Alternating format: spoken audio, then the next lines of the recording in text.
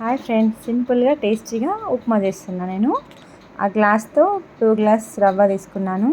ఇంకా ఆయిల్ వేసి జీలకర్ర, ఆవాలు, గుప్పెడు పల్లీలు, 4 ఎండుమిర్చి, ఒక 5 పచ్చిమిర్చి, కొన్ని ఆనియన్ వేసి బాగా ఫ్రై చేసుకొని కొంచెం పెసరపప్పు వేసుకోవాలండి. చాలా బాగా టేస్ట్ ఉంటుంది పెసరపప్పు వేస్తే.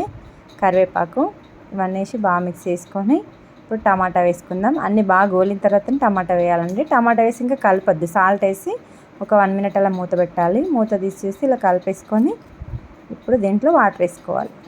2 గ్లాస్కి 2.5 గ్లాసు వాటర్ వేస్తున్నా అండి. టమాటా వేసినాం కదా, కొంచెం వాటర్ ఎక్కువ పడతాయి.